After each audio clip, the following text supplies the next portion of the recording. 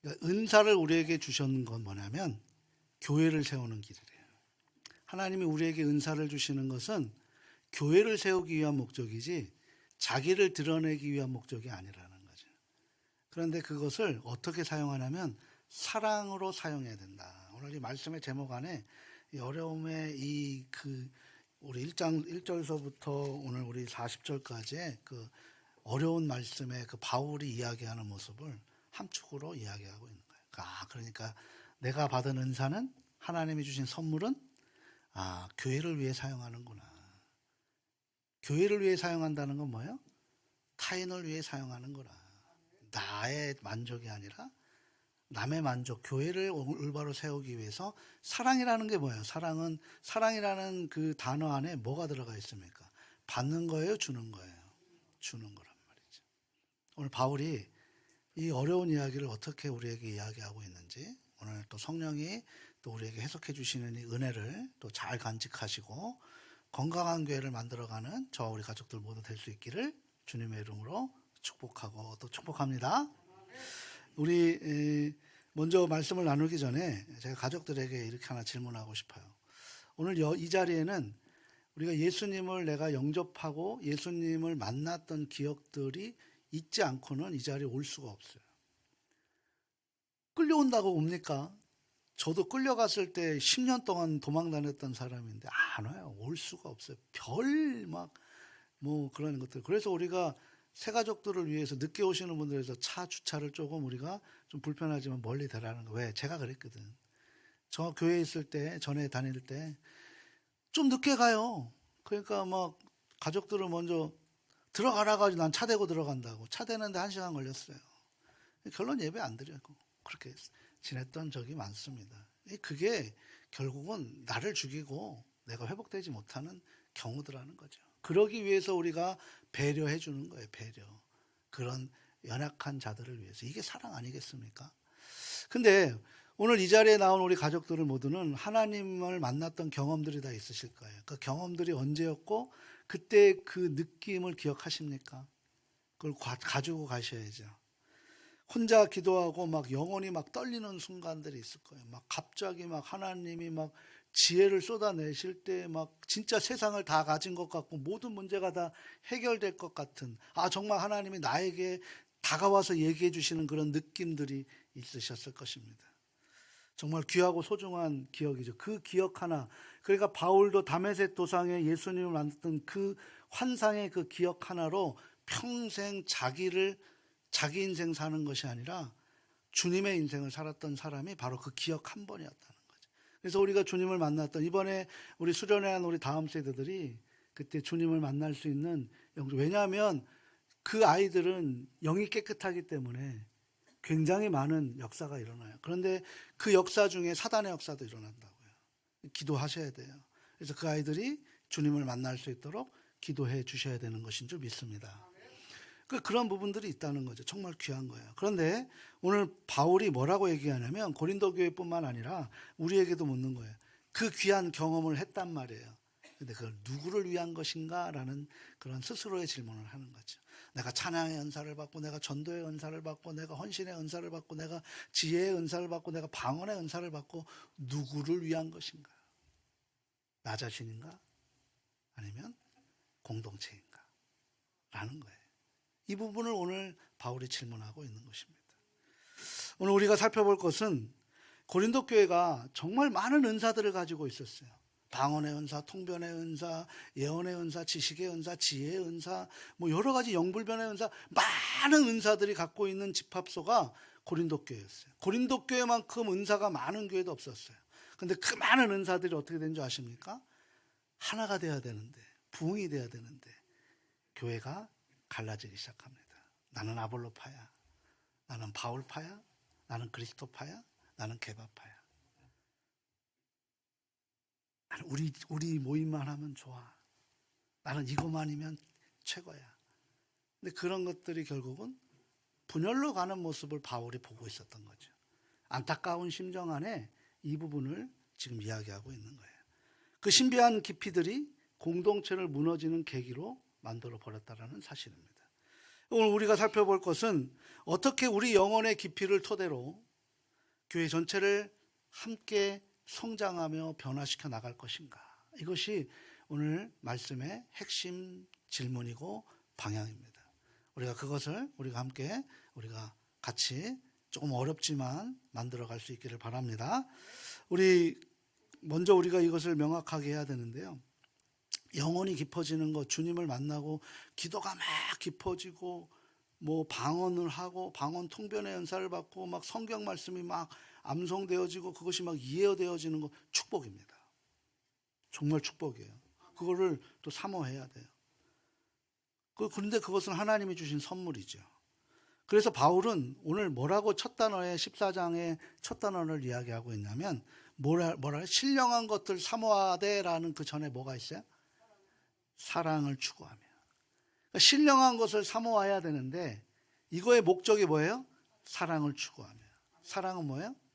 우리가 신령한 것, 그러니까 은사를 추구하는 목적은 사랑을 전하기 위해서 신령한 것을 추구해야 된다라고 바울이 이 고린도전서 14장에 처음으로 말하고 있는 거예요. 사모한다라는 말이 뭘까요? 사모한다. 적극적으로 추구한다라는 거예요. 우리가 뭐 여자친구나 남자친구 사랑하면 어떻게 해요?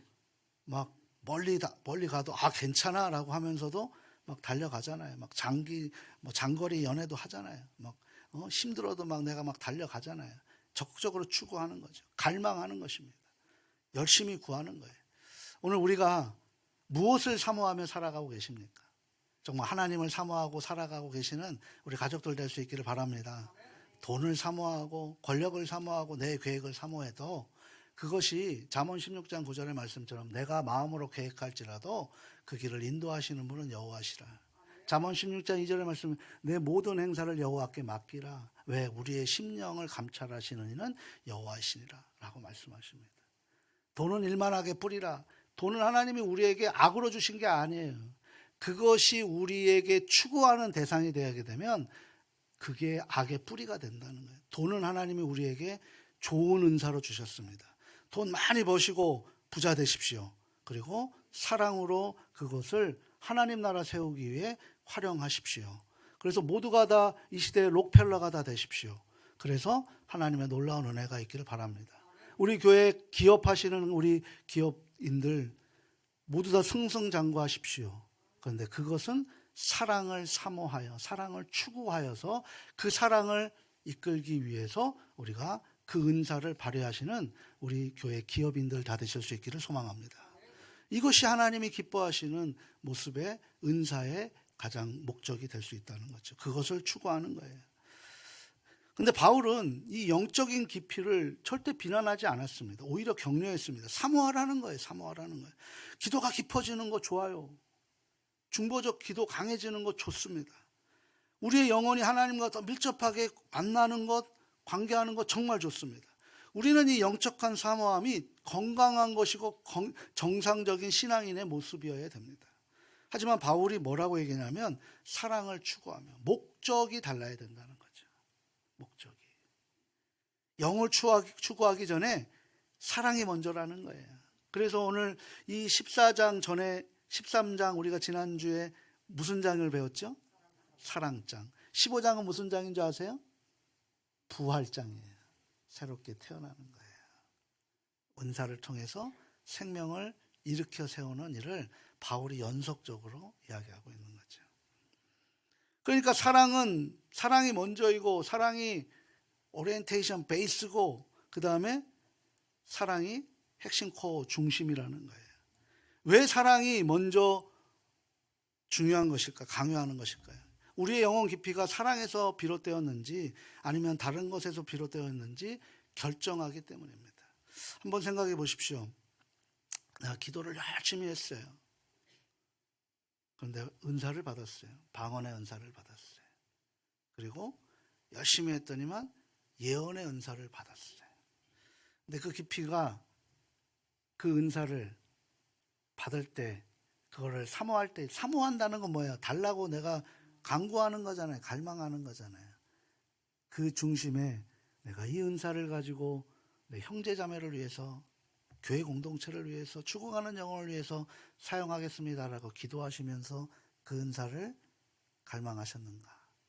아니면 내가 다른 사람보다 좀 영적인 것을 좀 느끼고 싶고 또 나만의 특별한 경험과 나만의 특별한 체험을 느끼고 싶어서 기도할 때 신비로운 그 자체가 너무 좋아서 그렇게 그 추구하는 모습으로 추구하는가? 한번 우리가 한번 스스로를 한번 생각해 보자는 거죠. 만약에 후자라면 그 영혼의 깊이는 자기 중심적으로밖에 변할 수 없다는 거예요. 그러면 교회가 공동체가 분열됩니다. 이 수많은 다양한 사람들이 모여서 하나로 이루는 것, 이것이 기적 아닙니까? 이것이 기적이에요. 그게 다양성이라는 것의 일치성이라는 거죠. 이것이 교회에 추구되는 연합의 모습이라는 것입니다. 그래서 바울은 고린도 교회에 이렇게 외칩니다. 뭐라고 외치냐면 사랑을 추구하라. 왜? 사랑이 없으면 소리나는 구리와 울리는 꽹과리가 된다라고 바로 전장 고린도전서 13장에서 이야기하고 있는 거죠. 그럼 사랑을 추구하라 이 말을 우리가 다시 바꾸면 우리식으로 바꾸면 이런 거예요. 우리의 깊이, 우리의 은사가 우리 혼자 나 혼자만의 것이 되지 말고 우리의 깊이는 바로 형제를 도와주는 도구가 되어줘야 한다. 이게 사랑을 추구하라라는 거예요. 가족 여러분, 신령한 것을 추구하십시오. 그것을 위해서 사해가 되지 마시고 갈릴리 호수로 수많은 생명을 흘려내려 보내는 그런 모습이 되어질 줄 믿습니다. 이번에 제가 필리핀을 다녀오면서도 우리 이번에 어떻게 오십니까? 라고 얘기할 때 인원이 되지 않아서 못 오는 것 못 갈 것 같습니다. 많이 바빠요. 우리 가족들이 너무 많이 바쁩니다. 라고 얘기할 때 다음 세대를 보낼 만한 어떤 우리들의 마인드가 없는 거예요. 현장을 다녀오신 분들은 느끼거든요. 그래서 이번에는 우리 현장을 좀 다녀왔으면 좋겠다. 거기 가서 손으로도 밥도 한번 먹어보고 전 손으로 밥도 먹었거든요. 현지식으로. 거기에 그 얼마나 그 부패한 나라가 돼버렸는지 한번 보십시오. 교통이 잡았는데 딱지를 끊겠다고 하는데 굳이 딱지를 끊지 말라고 돈으로 달라고 얘기하는 나라가 바로 그 나라입니다. 이번에 딱지를 끊었는데 안 끊는다고 돈 달라고 해갖고 오히려 그렇게 싸워요. 경찰이 돈 달라고 하고 아니면 딱지를 끊어라라고 얘기하니까 너 정말 끊으면 내가 최고 건수로 끊겠다라고 해서 결국은 돈을 주고 오게 되는 그런 나라가 바로 필리핀이라는 나라예요. 우리보다 잘 사는 나라였는데 그렇게 변합니다. 현장에 가서 그것을 보시고 그곳에 가서 그곳에서도 다음 세대들이 살아나는 모습을 보면서 우리가 다음 세대를 도전받을 수 있는 그런 시기를 저는 한 11월 달쯤에 한번 가보려고 해요. 11월 달쯤 되면 비행기 값도 좀 싸고 6월 전까지 우리가 계획하면 충분히 가능할 거라고 생각합니다. 기도하고 선포한 거니까 저 외롭게 하지 마시고 함께 동참하시길 바랍니다. 그 일주일 우리가 없어도 살아요. 근데 그 시간 귀한 체험할 줄 믿습니다. 꼭 광고하는 것 같아서 우리의 은사를 나누는 거예요. 우리가 기도 중에 정말 깊은 은혜를 받았어요. 내 영혼이 충만합니다. 형용할 수 없는 내 안에 평강이 임해요. 이런 상황이 임할 때 우리는 어떤 상황이 와도 그 평강 때문에 두렵지 않고 슬프지 않고 그리고 의심하지 않습니다. 확신으로 다가갑니다. 그것이 예수님께서 제자들에게 여인들에게 의심하는 도마에게 그렇게 평강 에이렌의 샬롬을 주었다는 거죠. 이 평강한 은혜를 받은 우리는 공동체 어떻게 됩니까? 옆에 있는 사람들을 보게 되면 그 사람을 대하는 모습의 영적 두 가지의 모습이 나타납니다. 첫 번째는 뭐냐면 자기의 기품을 가지고 그 사람에게 막 주지하려고 해요. 막 내가 말하고 싶은 거예요. 이건 이렇게 해야 돼. 기도해. 기도하지 못하니까 그런 거야. 막 이런 모습으로 권하려고 하는 모습이죠. 근데 영의 깊이가 없기 때문에 그걸 모르는 사람은 오히려 어떻게 됩니까? 괴리감을 갖게 되고 깊은 상처를 받게 되는 거죠. 그건 사랑이 아닙니다. 근데 두 번째 자신의 깊이를 통해서 상대방이 힘들고 어려운 점을 인내함으로 들어줍니다. 그러면서 속으로 그 사람의 아픔을 공유하면서 계속 기도하는 거예요. 그 이야기를 들으면서 본인은 기도하는 거죠. 그리고 기도하는 마음으로 서로 소통하는 대화를 하는 것입니다. 이때에 그 상대방이 그 내 안에 있는 평강이 전이가 되어서 그 깊이를 통해서 사랑의 하모니를 이루게 된다는 거예요. 이게 바로 바로 두 가지의 모습이라는 거죠. 우리가 기도가 깊어지는 거 나빠지는 거 아닙니다. 우리의 영적 경험이 소중한 것도 맞습니다. 그렇지만 그 깊이에 사랑을 더하면 그 사랑은 아름다운 치유의 음악으로 그렇게 하나님의 권능, 두나미스라고 하는 그런 능력이 그에게 임하게 되고 악한 영은 떠나가게 되고 치유의 은혜가 있게 되는 것인 줄 믿습니다. 여기 아주 중요한 메시지가 있죠. 혹시 이 말씀을 들을 때 내 기도가 좀 이기적이었나? 내 영적 경험이 자기중심적이었나? 이렇게 생각하실 분도 계실 거예요. 한번 들어보십시오. 바울은 이 부분에 대해서 그 누구에게도 정죄하지 않았습니다. 오히려 4절에 뭐라고 얘기하냐면 방언을 말하는 자는 자기의 덕을 세운다라고 그렇게 표현하고 있어요. 방언을 말하는 자는 자기의 덕을 세우고 예언하는 자는 교회의 덕을 세우나니 그렇게 표현하고 있는 거죠. 그러면 여기서 자기의 덕을 세운다, 이것은 나쁜 표현일까요? 아니에요. 그런 의미로 바울이 얘기하지 않았어요. 기도를 할 때 어떤 일이 벌어지면 기도가 깊어지면 내 무너진 영혼, 내 넘어진 영혼이 인생이 하나님께서 세워줘요.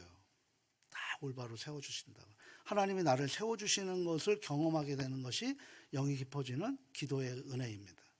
그런데 여기서 이야기하는 건 뭐냐면 거기에서 멈추지 말라는 거예요. 내가 주님에 의해서 성령에 의해서 세워졌기 때문에 그 깊이를 가지고 어떻게 하라는 거예요?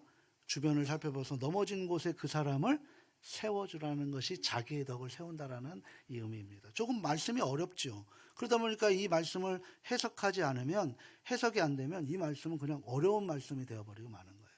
오역하게 되는 거죠. 정말 중요한 것이 이거예요. 우리가 깊은 경험이 없다고 생각한다면 나는 하나님을 만나는, 나는 기도도 잘 못해, 나는 예배도 일주일에 한 번밖에 드리지 못하고 말씀도 잘 몰라 라고 할 때 바울이 말하는 것이 뭐냐면 그래도 괜찮아. 그래도 너희들이 따뜻한 마음으로 형제를 대하고 그리고 주변에 아파하는 사람을 바라보고 격려하고 위로하는 것이 충분하다는 거예요. 선교사님 차에 보면은 이만한 뭐가 있냐면 동전통이 있어요. 왜 만들어 놓은지 아십니까? 거기서는 일을 하고 싶어도 할 일이 없어요. 걔네들은, 그 사람들은 뭐냐면 이 앞에 목줄 있죠. 이렇게 사원증 같은 거. 나는 일하는 사람이야. 나는 학생이야. 나는 공부하는 사람이야. 이것이 이들의 프라이드예요. 그래서 이들은 목줄을 달고 다녀요. 다 이렇게 사원증 같은 거. 나는 일하는, 이거 절대 목욕하기 전에는 빼지 않습니다. 일을 하고 싶어도 일을 할 수 없어요. 그러다 보니까 정찰을 하게 되면 수많은 사람들이 오게 돼요. 그 사람들이 와서 뭐라냐면 돈 좀 달라는 거죠. 25페소 하면은 간장밥 하나 사 먹을 수 있어요. 동전을 그렇게 해서 차 많은 곳에 이렇게 다는데 그때마다 동전을 줍니다. 나누는 거죠. 그런 마음이 있어야 돼요. 이것만 해도 이것이 은사다라고 지금 말하고 있는 거예요. 뭐 꼭 어떤 영적인 은사가 깊어만 은사가 아니라 내가 정말 내 주변을 사랑할 수 있고 내 교회를, 우리 목사님, 우리 장로님, 우리 권사님, 우리 교사 선생님, 우리 아이들, 우리 어른들 서로 사랑할 수 있고 그 안에 하나가 되는 것이 바로 은사라는 거예요. 이것이 중요하다라는 것을 이야기합니다. 그것이 충분하다. 바로 그것이 사랑이고 그것이 교회를 세우는 은사의 바로 기초다라고, 베이직이다라고 얘기를 하는 것입니다.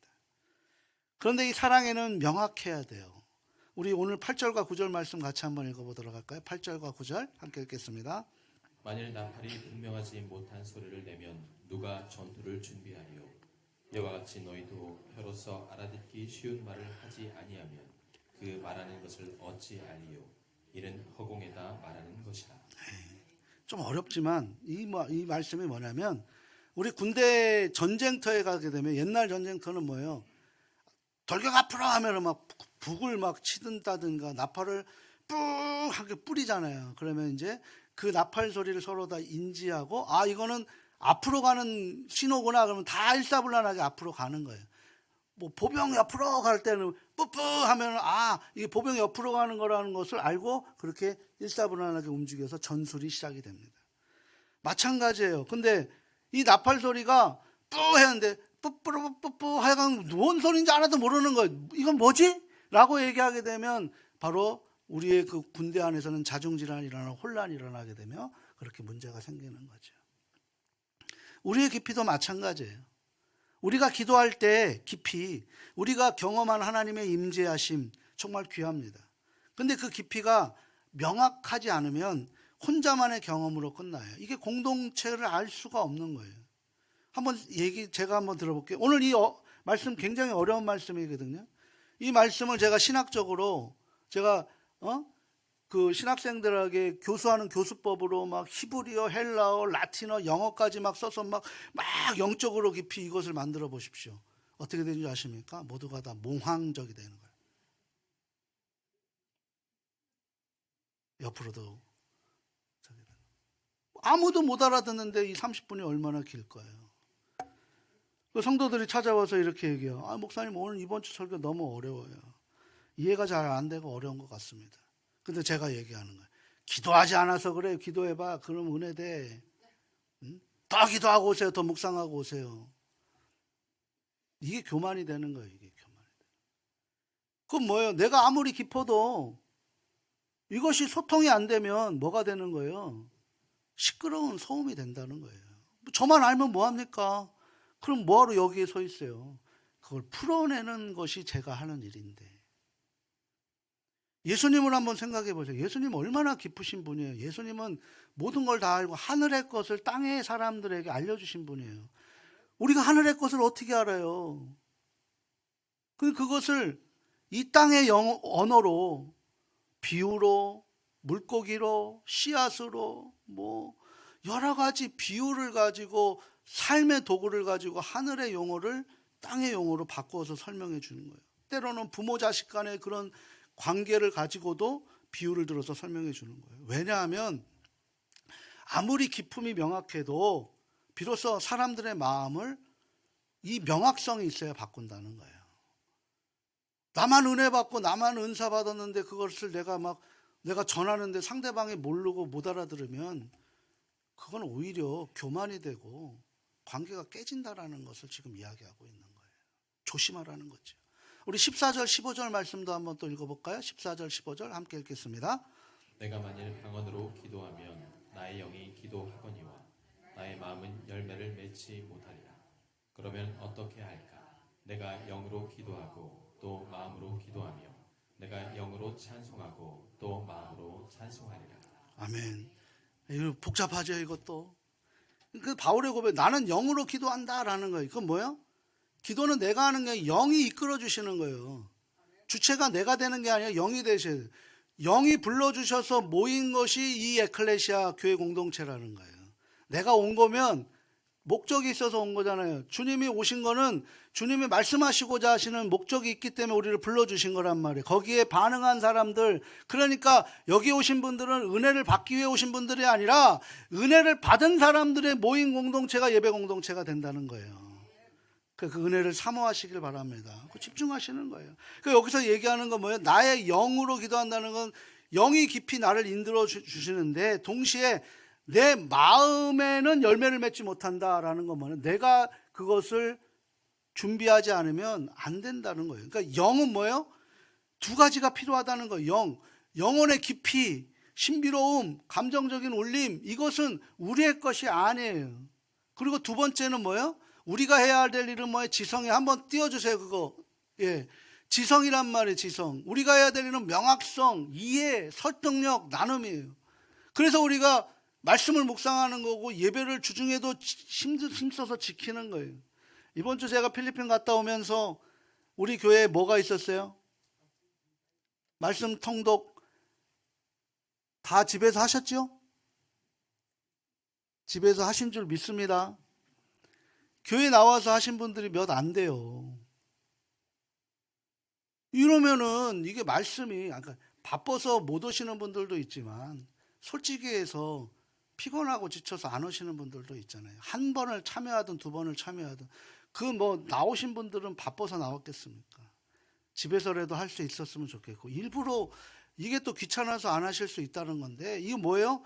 하나님이 영으로 아무리 기도한다고 하더라도 내가 그 갈망함, 그 지성이 없으면 이걸 이해할 수 없다. 이 두 가지가 같이 공존해야 된다라는 것을 바울이 지금 이야기하고 있는 거예요. 영만 있고 지성이 없잖아요. 그러면 깊지만 닫혀 있어요.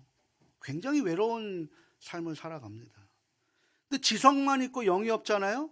그럼 명확하게 차가워져요. 율법주의자가 돼버리는 거예요. 율법주의자가. 저 사람은 왜 이렇게 신앙을 저렇게밖에 신앙생활 못해? 우리는 남을 판단하고 정죄할 수 있는 권한이 없어요. 우리에겐 축복권밖에 안 줬다고. 판단은 뭘로 하는 거예요? 성경이 뭐가 되는 거예요? 거울이 돼서 나를 보라는 거예요. 내 얼굴에 묻어있는 것을 체크하라는 것이 성경이라는 거죠. 우리 24절 25절 말씀 또 한번 읽어보도록 합니다. 그러나 다 예언을 하면 믿지 아니하는 자들이나 알지 못하는 자들이 들어와서 모든 사람에게 책망을 들으며 모든 사람에게 판단을 받고 그 마음에 숨은 일들이 드러나게 되므로 엎드려 하나님께 경배하며 하나님이 참으로 너희 가운데 계신다 전파하리라. 아멘. 참 아름다운 장면이에요. 예수님을 모르고 예수님을 아직 경험한 새 가족들이 들어온단 말이에요, 교회로. 명확하게 말씀을 그때 듣습니다. 그 분위기로 인해서. 하나님이 나를 사랑하신다는 거. 사랑받지 못하고 막 그렇게 방황하다가 여기 와서 하나님이 당신을 사랑합니다. 그 얘기가 내 마음속에 꽂히는 거예요. 내가 혼자라서 외로움을 있었는데 절대 하나님은 당신을 혼자 두지 않습니다. 하나님은 늘 항상 함께 하십니다. 나는 외로운 존재가 아니구나. 외톨이가 아니구나. 죽음을 면할 수 있다니까요. 우리 모든 죄를 하나님이 대신 져 나는 정말 죄인이다. 나는 실패자, 루저다라고 막 그렇게 살아가고 있는데 하나님이 나를 품어주시고 나에게 용서해 주셨고 나에게 희망을 주시는구나. 그렇게 느끼는 거예요. 그 순간 그 사람에게 무엇이 일어납니까? 불일 듯 일어나는 성령의 은혜가 일어나는 거예요. 그래, 세상은 다 몰라줘도 나를 알아주시는 분이 하나님이시구나. 막 그때 눈물이 막 닭똥 같은 눈물이 막 제어되지 못하고 흐르고 무릎을 꿇습니다. 그리고 그 사람은 이야기하는 거예요. 하나님이 정말 살아계시고 나를 사랑하시는구나. 이게 명확성의 은혜예요. 이게 신비로운 깊이가 아니라 명확성의 진리가 영혼을 깨우칩니다. 그렇게 되면 어떻게 되냐면 그때서부터 이제 주변을 살피는 눈이 달라지는 거예요. 우리 20절 말씀 같이 한번 읽어보도록 합니다. 형제들아, 지혜는 아이가 되지 말고 악에는 어린아이가 되라. 지혜는 장성한 사람이 되라. 아멘. 그러니까 바울이 고린도 교회를 보면서 느꼈던 감정이 뭐냐면 참 은사는 많은데 참 영적 아이 같다라는 거예요. 아이들이 뭘까요? 아이들. 자기 거. 우리 꼬마도 밥솥 자기 맛있는 거 있으면 그거 자기 앞으로 놔. 이렇게. 뭘 대? 자기 거. 내 장난감, 내 캔디, 내 것. 이게 어린아이라는 거죠. 근데 그게 정상이에요, 어린아이들은. 근데 성장을 하잖아요. 그러면 마음도 성숙하게 되는 거죠. 성숙하게 되면 어떻게 되는 줄 아십니까? 이제 남을 배려하게 되는 거죠. 영적도 마찬가지예요. 영적 깊이가 있어도 그것이 자기 마음으로만 향하게 되면 여전히 영적 아이가 돼버리고 만다는 거예요. 근데 성숙한 신앙이 뭐냐면 그건 더 강한 경험, 더 강한 기적 아니에요. 바로 옆을 바라볼 수 있고 그 바라보는 시선이 점점 넓혀지는 거죠. 이게 야베스의 기도입니다. 지경이 넓혀지는 기도라는 거죠.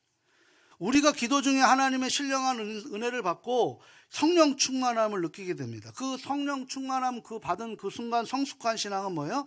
내 옆에 있는 사람을 보면서 그 사람이 만족하고 그 사람이 형통할 수 있도록 그 내가 받은 은혜를 사용할 때 그때 성숙한 은사가 되는 거예요. 그게 바로 건강한 공동체를 세우는 것입니다. 하나님이 주신 은사가 바로 그거예요. 안에서 밖으로, 자신에게서 공동체로 한번 생각해 보십시오. 이것이 바로 나는 지금 은사가 내 안으로 들어오고 있는가, 나는 밖으로 향하고 있는가, 이 체크 포인트라고요. 이 체크 포인트로 우리가 우리의 은사를 한번 확인할 수 있다는 거죠. 이런 밖으로 향하는 은사들이 충만할 때 우리 예언교회는 건강해지는 거예요. 그리고 그 사랑이 전제하는 은사가 있을 때 그 능력이 교회 안을 감싸고 그것이 다음 세대들에게 보여지는 것이고 그 다음 세대들이 그 나눔의 삶을 실제적으로 살아가는 거예요. 생각해 보십시오. 나는 나누지 않으면서 자꾸 아이한테 나누라 하면 그 아이가 본 게 없는데 나눌 수 있습니까? 나는 사랑을 전하지도 못하면서 사랑해라 하면 그 아이가 본 게 없는데 그 사랑을 할 수 있겠습니까? 제가 왜 나누라 하라는 것은 우리의 것이 부족한데 자꾸 왜 그렇게 우리의 것을 뺏어갑니까가 아니라 그 나눔을 통해서 다음 세대 쉐마 기독교 명문관을 세우고 그 다음 세대들이 건강하게 그 모습을 통해서 교회가 건강해지기 때문인 거예요. 이것이 올해 우리에게 주시는 26년의 새로운 일의 모습이어야 될 줄 믿습니다. 그래서 질서가 필요한 거죠. 우리 26절 말씀 한번 읽어볼까요? 26절 같이 한번 읽어보도록 합니다. 26절 예. 그런즉 형제들아 26절 띄워주세요. 예. 그런즉 형제들아 어찌할까 너희가 모일 때에 각각 찬송시로 있으며 가르치는 말씀도 있으며 계시도 있으며 방언도 있으며 통역함도 있나니 모든 것을 덕을 세우기 위하여 하라. 아멘. 참 아름다운 그림이죠. 누군가는 찬양해요. 우리 분할 때 찬양, 우리 쿰 찬양 찬양해요. 누군가는 영적 지혜를 나눠요. 누군가는 방언을 해요. 누군가는 방언 통역을 해요. 너무 아름답고 자유로워요. 다양합니다. 이게 초대교회, 초기교회의 모습이었어요. 생명력이죠. 근데 한 사람 중심이 아니라 모든 사람이 참여하는 예배가 되어버렸다는 거예요. 그런데 중요한 원칙이 있어요. 마지막에 뭐라는 거예요? 모든 것은 덕을 세우기 위해서 하라는 거예요. 덕을 세우기. 덕이라는 건 뭐예요? 남을 위해서 하라는 거예요. 신앙은 자기 만족을 위해서 하는 게 아니에요. 헌신은 자기 만족을 위해서 하는 게 아니에요. 나의 희생을 통해서 모든 사람들이 그 어려운 가운데, 그 연약한 가운데, 힘든 가운데 그것을 만족할 수 있고 세워줄 수 있도록 사용하는 것이 헌신이고 은사입니다.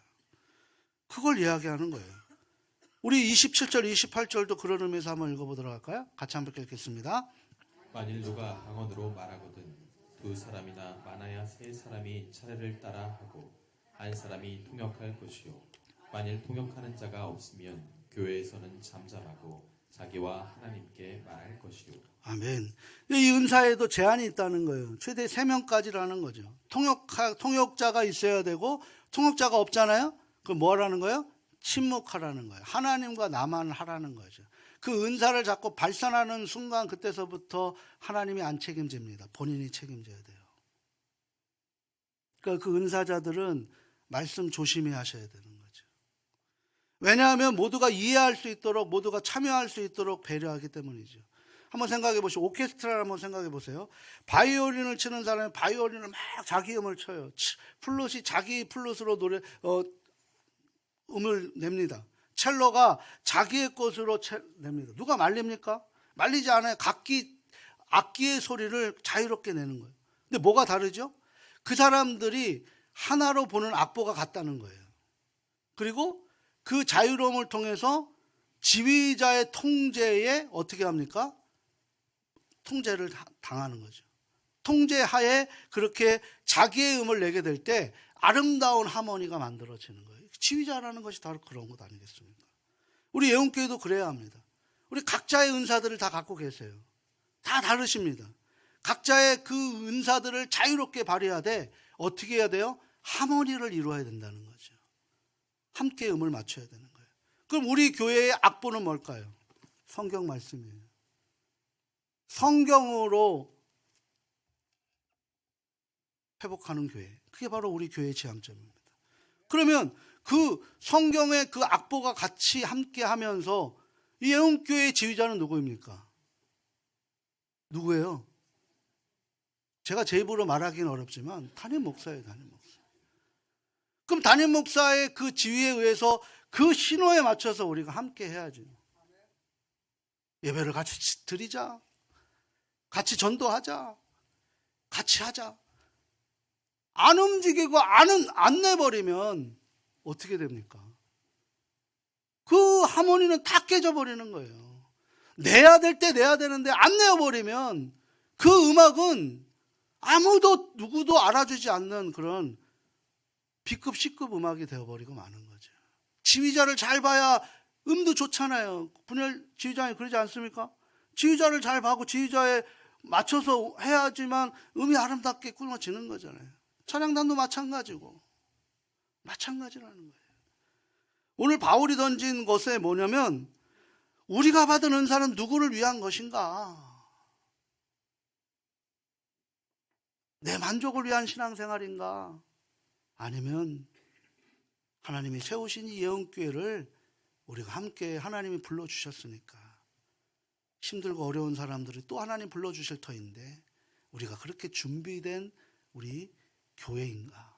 그래서 우리가 먼저 사랑을 추구하되 사랑으로 하나 돼요. 올해 사랑으로 하나 되기 쉽지 않을 거라고 저는 확신합니다. 왜? 사단 역사할 거거든요. 사단으로 하나 되면, 사랑으로 하나 되면 어떻게 되는 줄 아세요?